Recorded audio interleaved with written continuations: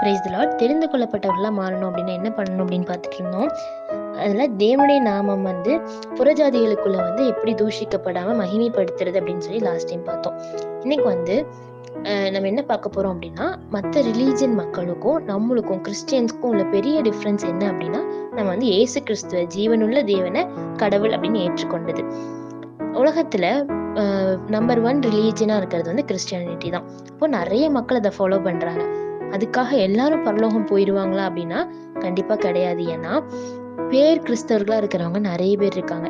ஏதோ கிறிஸ்தவ குடும்பத்துல பிறந்துட்டோம் அப்படிங்கறதுக்காக கிறிஸ்தவர்களா இருக்கிறவங்க, கிறிஸ்தவ வெறுமையாவே கடவுள்னு மட்டும் பாக்குறவங்க, ஏகப்பட்ட பேர் இந்த உலகத்துல இருக்காங்க. அதோட இந்த சிச்சுவேஷன்ல இன்னைக்கு கிறிஸ்டியன் கண்ட்ரீஸ்ல தான் தப்பும் அதிகமா நடக்குது.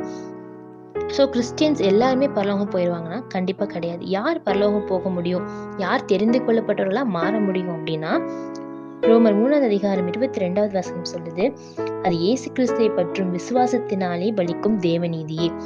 விசுவாசிக்கிற எவர்களுக்குள்ளும் எவர்கள் மேலும் அது பலிக்கும் வித்தியாசமே இல்லை. இயேசு கிறிஸ்துவ பற்றும் விசுவாசம். இயேசு கிறிஸ்துவ ஜஸ்ட் ஒரு கடவுளா மட்டும் ஏற்றுக்கொண்டா பத்தாது, அவரை விசுவாசிக்கணும். விசுவாசிச்சா மட்டும்தான் நம்ம என்ன பண்ண முடியும், பரலோகத்துக்கு போக முடியும். ஒரு கிறிஸ்டியனா நான் இயேசு கிறிஸ்துவ விசுவாசிச்சாலும், ஒரு நான் கிறிஸ்டியனா நான் இயேசு கிறிஸ்துவ விசுவாசிச்சாலும், கடவுள் எல்லாத்துக்குமே ஒரே மாதிரியான ஆசீர்வாதங்களை தான் தருவாரு, பரலோகத்துக்கு கூட்டு போவாரு. அவர்கிட்ட வித்தியாசமே இல்லை அப்படின்னு சொல்லி இந்த வசனம் சொல்லுது. ஸோ கிறிஸ்டியானிட்டி அப்படிங்கிறது ஒரு வெறுமையா ஒரு ரிலீஜன் கிடையாது. நம்ம ஏசப்பா கூட எவ்வளவு தொடர்புல இருக்கோம், அவர் எவ்வளவு நேசிக்கிறோம், அவர் எவ்வளவு விசுவாசிக்கிறோம், அதை தான் நம்மளை ஒரு நல்ல கிறிஸ்தவனா மாற்றும்.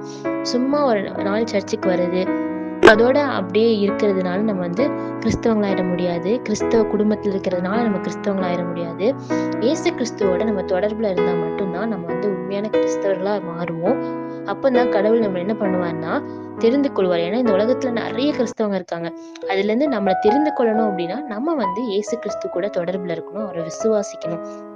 அப்படி நம்ம விசுவாசிக்கும் போது கடவுள் நம்மளை தெரிந்து கொள்ளப்பட்டவர்களா மாற்றுவார். தேங்க்யூ.